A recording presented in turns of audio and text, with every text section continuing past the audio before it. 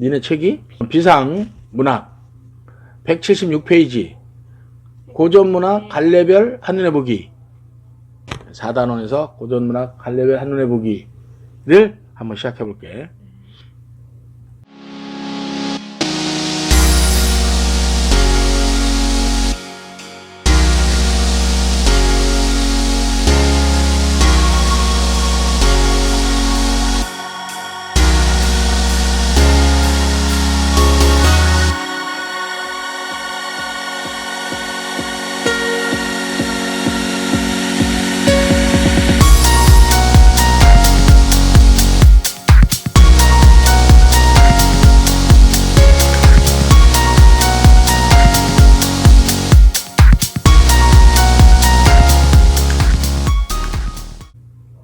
쉽게 얘기해서 운문 그러면 우리가 얘기하는 갈래 중에서 서정 갈래를 얘기하는 거야. 산문 그러면 서사 갈래를 얘기하는 거야. 서정 갈래의 대표적인 건 시잖아. 그 다음에 서사 갈래의 대표적인 건 소설이야. 대표적인 게 소설이라는 얘기는 요즘에 소설이라고 부른다는 얘기야. 그러면 이걸 하기 전에 그 구도를 한번 먼저 그려볼게. 서정 갈래는 감정을 표현하는 거였잖아. 감정을 표현하는 것이 서정 갈래인데 글체는 운문체야. 그래서 운문이라고 하는 거야. 운이 있다고. 률이 있다는 얘기야. 운율이 있다 그래서 운문체라고 하는 것 뿐이야. 그러면 그 서정갈래 중에서 대표적인 지금 현대에서는 그걸 시라고 하는데 예전에는 그걸 고대가요라고 했어. 신라시대는 향가, 고려시대는 고려가요, 조선시대 때는 시조, 현재는 시 이렇게 된 거지. 그리고 나머지 거는 거기에 조금씩 또 다른 것도 붙을 수 있는 거야. 이게 운문이야. 니네 교과서 써있는 갈래별 한눈에 보기의 운문의 시작이야. 산문은 현재 산문체에서 서사갈래를 형성하는 글체를 산문체라고 하는 거야. 그러니까 서술을 산문체라고 보면 되는 거지. 그래서 서사갈래는 사건을 서술하는 거야.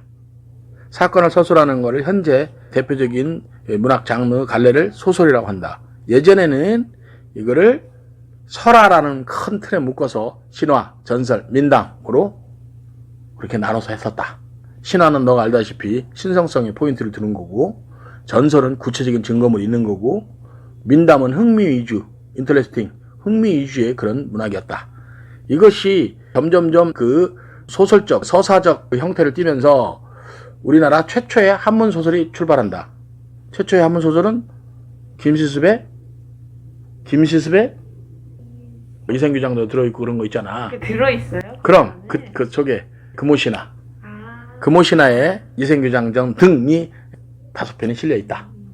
그 다음에 너가 알고 있는 최초의 한글 소설 허균의 홍길동전. 그 이후에 조선의 소설들 만들어진 소설을 우리가 고전소설이라고 한다. 그리고 고전소설이 쭉 되면서 판소리 쪽에서 오는 판소리 계열의 소설도 있다. 그리고 현대의 소설이라고 명한다. 그게 이제 큰 줄거리고 나머지 주변에 오는 것들은 주변에 오는 대로 설명을 한번 해보도록 하자. 그렇지? 자, 그럼 우선 서정갈래부터 한번 볼게. 서정갈래의 최초는 원시 종합예술로 출발한다. 왜? 예전에는 다 쉽게 생각해서 고려 때 우리가 고려의 그 시를 뭐라 그랬어? 고려 가요지? 가요와 섞여 있다. 즉 원시 종합예술은 댄싱, 그 다음에 극, 뭐 등등 종합예술로 들어가 있다. 즉 서정, 서사, 극까지 다 합쳐진 게 원시 종합예술이야. 그래서 상고시대에는 문학, 음악, 무용 등의 예술 영역이 분화되지 않은 채 연행된, 공연된 예술의 형태이다. 이후 노랫소리는 음악으로, 노랫말은 문학으로, 춤과 몸짓은 무용과 연극으로 분화되어 발전하였다. 그 아까 얘기했듯이 서정갈래의 최초는 고대가요라고 한다. 즉 향가 이전, 삼국시대 이전 거를 고대가요라고 한다. 시대적으로는 삼국시대 초기에 걸쳐 불린 노래로 우리말로 불리던 것이 후에 한자로 번역되어 지금까지 전해진다. 그래서 이걸 보고 우리가 한역시가라고 한다. 한문으로 번역해서 남겨놓은 거야. 한시가 아니고 한역시가야. 그래서 이 시기의 고대가요는 노래가 만들어진 배경사와 함께 전해지는 특성이 있으며 집단적 노동요와 개인적인 서정요로 발전, 분화되는 모습을 보인다. 너가 알고 있는 주요 작품 구지가, 해가, 공무도화가, 황조가, 이 중에서 주로 해가는 잘 안 나오고 구지가, 공무도화가, 황조가는 교과서에 자주 나온다. 너네 교과서에는 공무도화가 나왔다. 그 다음에 이제 시대별로 나오는 거야. 향가는 신라 때부터 고려 초기까지, 그러니까 신라의 시라고 생각하면 돼, 편하게. 향찰로 지어진 서정시다. 향찰은 차자야, 차자. 한문을 빌어 쓴 그런 거에 해당한다. 향찰로 지어진 서정시이다. 형식에 따라 4구체, 8구체, 19체로 분류할 수 있고, 이 중 19체 향가는 가장 정제된 형식으로 산해가라고도 한다. 향가의 주된 작자층인 승려, 화랑 등의 정신세계와 정서가 잘 표현되어 있다. 이때에는 작자층인 승려, 화랑 모두 다 귀족이다. 그래서 향가는 전체적으로 귀족미가 포인트다. 그래서 주요 작품은 4구체 서동요, 풍요, 8구체 모죽기랑가, 처용가, 19체 제망매가 창기파랑가. 이 중에서 풍요를 제외한 나머지가 1, 2, 3, 5 서동요, 모죽기랑가, 처용가, 제망매가 창기파랑가, 이게 거의 춘이 5개에 속한다. 5에 속한다. 굉장히 중요한 그런 작품이다. 너네 교과서에는 3개가 나온다. 모죽지랑가, 제망매가, 창기파랑가. 중요한 거 다 나왔네. 그 다음에 한시. 한시는 뭐 고대부터 조선 끝까지 우리 한글이 만들어진 이후에도 우리 문인들이 한시를 썼었으니까, 그래서 한시는 전체 폭이 높다. 중국이 한시를 받아들여 우리 고유의 사상과 정서를 담아 표현하였다. 한자로 지어졌기 때문에 주로 지배층의 문학으로 향유되었다. 그래서 우리가 배우는 취하우중, 제가해산 독상, 둘 다 최천 작품이네. 최천 작품 말고도 많이 있다. 그 다음에 고려가요. 고려가요는 고려시대, 고려 팝송이야. 팝레전송. 고려의 대중가요나 마찬가지야. 그러니까 향가가 귀족적이라면 고려가요는 향유층이 서민이야. 그지? 평민층이야. 그러므로 진솔미야. 진솔미가 포인트가 된다. 고려시대에 불린 다양한 시가이다. 원래 민간에서 유포, 전송되다가 궁중음어로 수용되는 경향을 보이는데, 훈민정음 창제 이후 악학, 괴범, 악장가사, 시형항악보 등의 체력들이 전해지고 있다. 이 3가지가 다 악보야, 악보. 문집이 아니야. 이건 악보야. 그러므로 고려가요는 악보적인 형태를 굉장히 강조하고 있다. 사실 우리 문학에서 배우긴 하지만 주로 남녀 간의 사랑, 이별에 대한 안타까움, 삶에 대한 고뇌 등을 진솔하게 표현했다. 여기 진솔이라는 단어 나오지, 그치? 예. 주요 작품은 정과정, 정서, 동동, 가시리, 청산별곡, 서경별곡, 정석가, 만전주별서, 상하점 이런 것들이 있는데, 원래 정과정은 여기 그 고려가요에 넣기도 하지만 고려가요의 특징에 잘 맞지 않는다. 원래 고려가요는 작가를 알 수가 없는 형태야. 이 교과서에서는 동동, 가시리, 청산별곡, 서경별곡, 굉장히 중요한 작품들 1, 2, 3, 4가 나왔네. 제일 중요한 작품들이 나온 거야. 나머지는 뭐 정석가, 만전춘별사, 쌍화점 이런 것들이 있다. 그 다음에 경기체가는 그 주요 형태에는 속하진 않아. 고려가에서 바로 이제 조선의 시조로 넘어가잖아. 근데 그 중간에 잠깐 있었어, 경기체가. 이 고려가가 그 평민층의 노래였다면 고려 말과 조선 초기 귀족적인 형태를 보이는 작품들이 바로 경기체가야. 무신의 난 이후, 고려시대야. 무신의 난 이후 신흥 사대부들이 향락적인 영을 읊은 노래이다. 경기체가라는 명칭은 이 노래 중에 후렴구에 위 경기 어떠하니 있고 라는 구절이 되풀이돼. 계속 반복돼. 이게 후렴구야. 위 경기 어떠하니 있고, 이 뜻은 뭐냐면 이러한 광경이 어떻습니까? 정말 멋지지 않습니까? 이런 뜻이다. 그래서 신흥 사대부들의 어떤 그런 자긍심, 자부심들을 표현한 그런 작품이다. 고려 가요와 더불어 고려시대의 대표적인 문학 갈래였으나 뭐 그 정도는 아니었어. 그러나 여기는 그렇게 써있네. 이후 조선시대에 들어 쇠퇴하게 되었다. 짧게 잠깐 있어. 그래서 우리는 혹시 교과서에 나오면 딱 하나 배운다. 뭐? 한림별곡. 그 중에서도 다 배우는 게 아니고 1장, 8장 정도만 잠깐 배운다. 그래서 이것도 스쳐 지나가는 것에 불과하다. 그 다음 또 스쳐 지나가는, 경기체가처럼 스쳐 지나가는 게 또 하나 있었다. 그게 악장이다. 요거는 특히나 조선 초기에 궁중의 여러 의식과 행사에 쓴 노래야, 노래. 주로 조선 왕조 개국의 정당성을 밝히고 번영을 송축하는 내용이다. 작품 신도가, 정도전의 신도가, 이거는 뭐 새로운 개성에서 한양으로 도읍을 옮긴 거에 대한 축하, 이거고, 용비어천가, 정인지회, 이 작품은 당연히 조선 개국의 정당성과 조선 개국에 대한 찬양 이런 것들을 쓴 용비어천가다. 그래서 이 교과서에는 용비어천가가 나와 있다. 용비어천가는 1장, 2장, 뭐 125장 이런 정도는 굉장히 중요하게 다뤄주고 있다. 그러나 서정 갈래의 어떤 형태로 보면 짤막하고 많다. 그 다음에 언해라는 게 있다. 이거는 훈민정음 창제 이후에 나타나는 건데, 언해라는 것은 언문으로 해석하다는 뜻인데, 중국의 한자를 문자, 조선의 한글을 언문 이렇게 해서 약간 낮춰서 불렀다. 그래서 언해는 언문으로 해석한 번역 문학을 얘기한다. 훈민정음이 창제되다 한문으로 전하던 유학과 불교의 경전, 문학 작품 등의 문을 조정해서 직접 관장하여 한글로 번역을 했어. 이는 한글 보급에 기하여 많은 사람들에게 문자 생활을 가능하게 하였고 한문 서적의 이해를 도와 문화와 학문의 발달에 기여하였다. 그래서 삼강 행실도 언해본, 석보 상절, 분류 두 공부시 언해. 그 중에서 문학에서 배우는 것은 분류 두 공부시 언해를 줄여서 두시 언해라고 해서 작품을 좀 배운다. 두시 언해는 두보의 시를 언문으로 해석한 것, 두보의 시를 한글로 해석한 것, 이렇게 할 수 있다. 두보는 중국의 2대 시인 중에 한 명이다. 중국의 2대 시는 이백과 두보다. 그러면 왜 이백이 선택이 안 되고 두보가 선택이 되느냐? 이백은 도교 쪽에 가까운 시들이 있다라고 그런 시의 주제를 가지고 있다면 두보의 시는 유교적인 주제다. 효, 가족애 이런 것들이 주르기 때문에 조선 초에 훈민정음은 조선 초니까 두보시가 결정됐다. 그래서 원래 두보는 시의 성인이야. 그리고 이태백에게는 시의 신선이다 이렇게 얘기한다. 다음은 조선시대 최고의 작품들. 시조, 조선 전기, 간계라고 정제된 형식의 시조는 4대 부층의 미의식과 부합하여 문학의 주요한 갈래로 자리를 잡았다. 왕조 교체기에는 주로 우국흥절의 내용을 담았고 점차 자연예찬, 유교 윤리의 전파 등으로 내용이 확대되면서 연시조의 형태를 보이기도 했다. 또한 기녀들도 시조를 창작하였는데 주로 임에 대한 사랑을 노래하였다. 시조는 고등학교 때 수십 편을 배우잖아. 여기 몇 가지만 나왔네. 눈맞아 휘어진 대를 원천석, 10년을 경영하여 송순, 강호사시가 맹사성, 도산12국 이황, 동지딸 기나긴방울 황진이. 시조의 1, 2, 3 수능에서 시조는 1번 윤손도, 2번 황진이, 3번 작자 미상이 사설시조. 단 한 편이 이 1, 2, 3의 버금가능이 하나 딱 있어. 바로 이황의 도산12국. 요거는 굉장히 중요하다. 그런 거는 너가 유튜브를 잘 안 봐서 그렇지 유튜브에 모두 나오고 있다.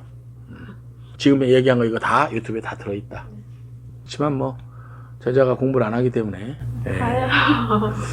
그 다음에 여기 뭐 시조문학의 융성에서 조선 후기의 작품들 중에서 박일로의 동기로 세몸되어, 박일로는 아까 그 누앙사 가사에도 있었던 사람이고 청산도 절로절로 송시열, 만흥 오우가 어비사서 드디어 1순위 윤선도가 나오네요. 그죠? 이 교과서에는 만흥이 나오고 있다. 어부사이사 같은 경우는 40쇄 대작이다. 그 다음 운문문학에서 즉 서정갈래에서 가사는 서정과 서사가 합쳐진 거거든.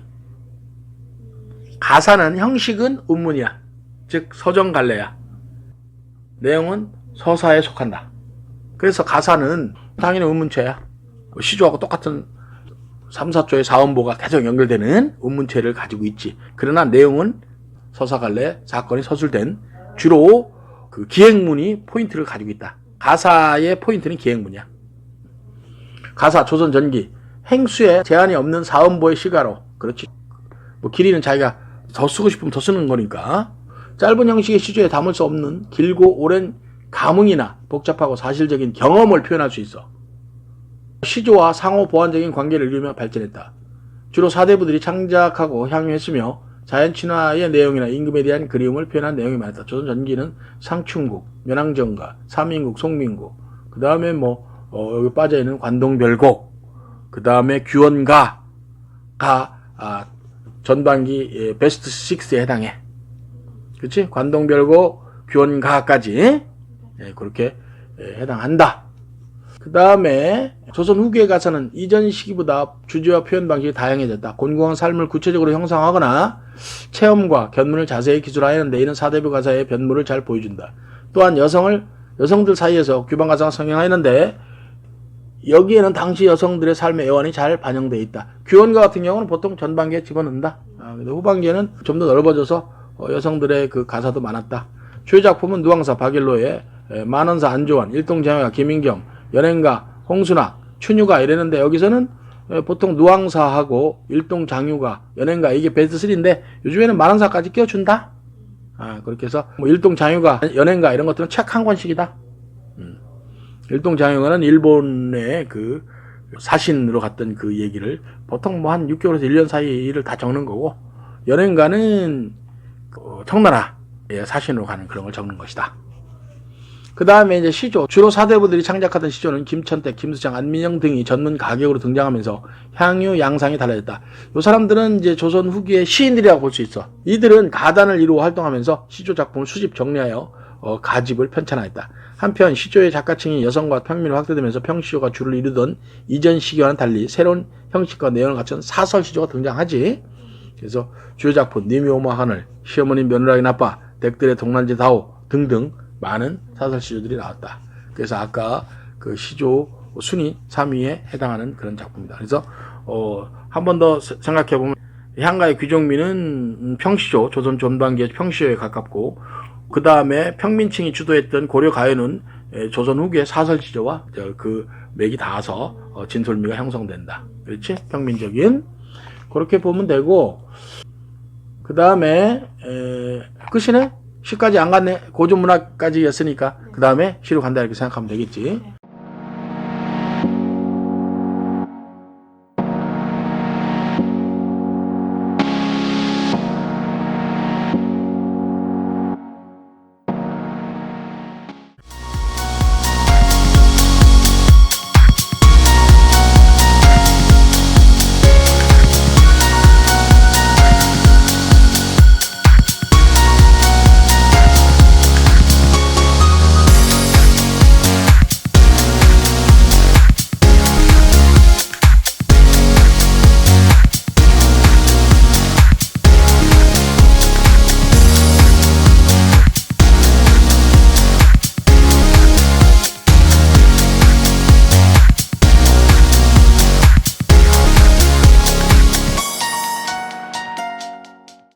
자, 그러면 이제 산문체로 가볼까?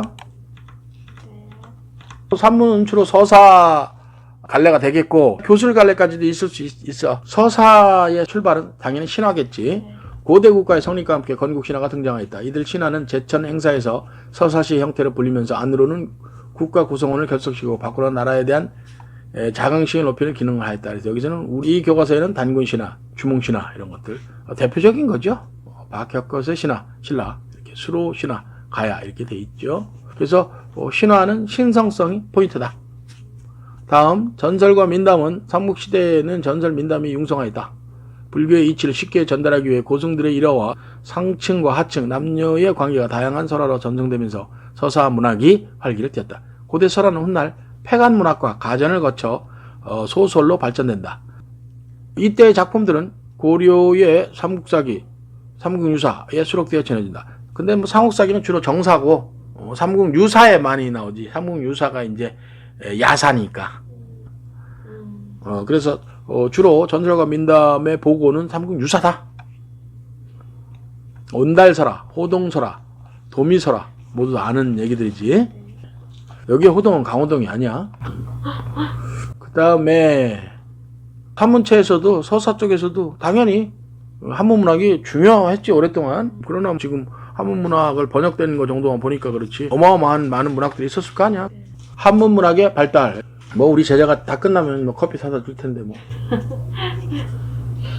서민들이 참여했던 설화문학과 달리 한문문학은 지배층이 주도했다.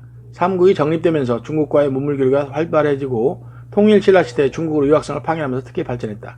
화한계 설청, 격황소서, 최치원, 신라시대 때 당나라 가서 이걸 가지고 써가지고 유명해졌던 해초의 왕호천 축국전. 우리하고는 별 상관없다. 화한계 가끔씩 나온다. 가전은 가짜 전기다. 사람의 그 일생을 얘기하는 거 우리가 전기라고 하잖아. 가전은 가짜 전기야. 사물을 인화하여 가계, 생애, 성품, 업적 등을 기록한 허구적 전기 형식의 문학으로 주로 계세 증인, 세상 사람들을 경계하고 징벌함을 목적으로 지어진 이야기다. 풍자성, 창의성이 가미된 허구적 이야기이기 때문에 소설에 한 단계 더 접근한 문학 양식으로 볼 수 있다. 왜? 소설의 가장 중요한 것은 픽션이니까, 허구니까. 주요 작품 국선생전 이규보, 국순전, 공방전 임춘, 죽부인전 이곡. 이 중에서 이제 비상교과서에는 공방전 임춘께 나온다. 국선생전과 국순전은 둘 다 수를 의인화한 거야.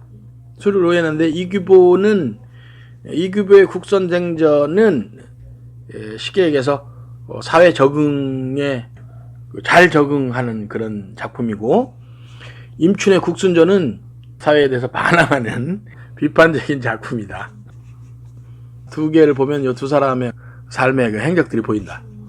그런 거는 얘기할 한참 길으니까 지나가고, 폐관문학. 이 폐관이라는 것은 원래 폐관이라는 그 중국의 그 관직 이름이야.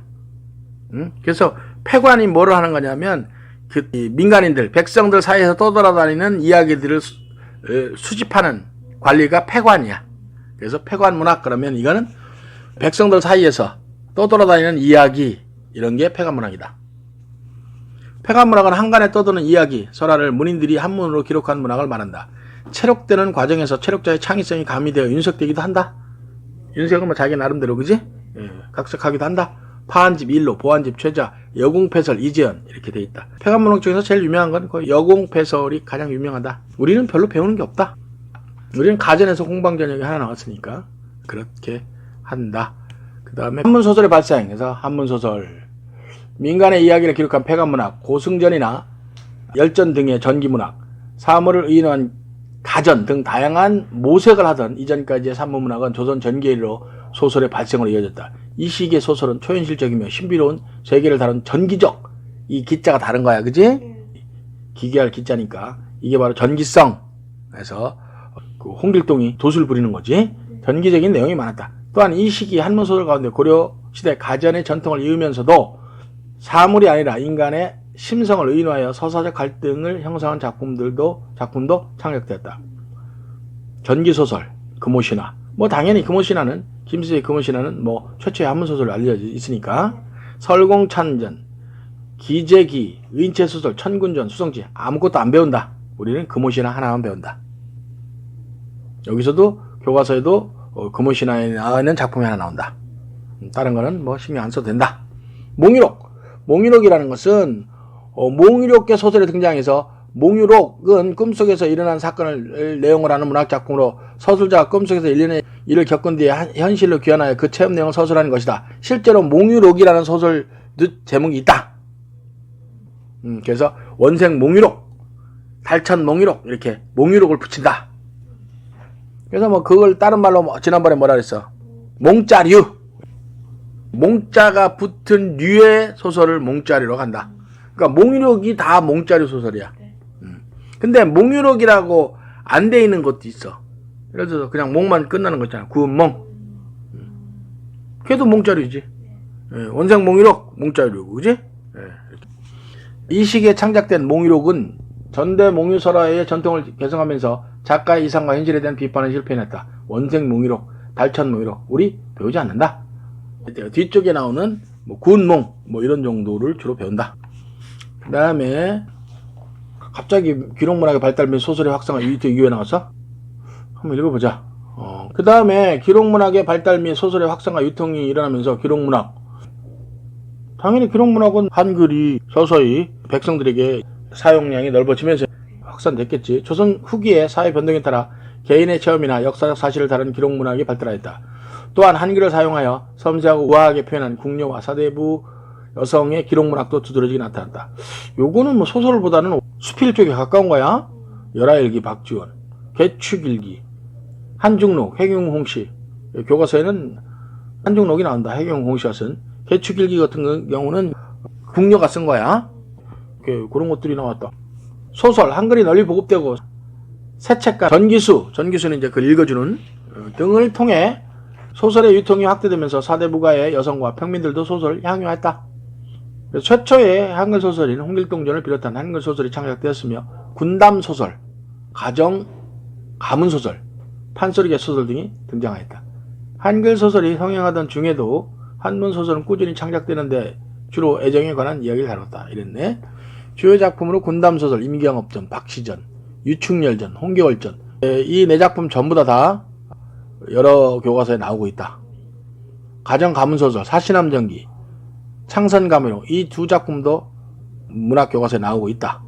판소리계 소설, 춘향전, 심청전, 흥부전 이런 것도 대부분이 나오고 있다. 한문소설, 운영전, 최척전, 운영전이 많이 나오고 있다. 운영전은 번역돼서 많이 나오고 있다. 최척전도 많이 나오지? 구은몽이 빠졌네. 김만중의 구은몽도 교과서에 지금 나오고 있다. 실학파문학, 실학파문학이 대두됐다.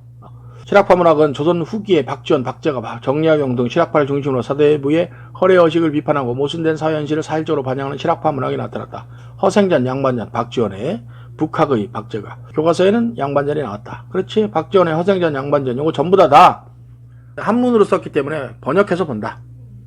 다음 민속극과 판소리의 발달해서 요거는 뭐 극문학에 해당하겠지. 민속극과 판소리.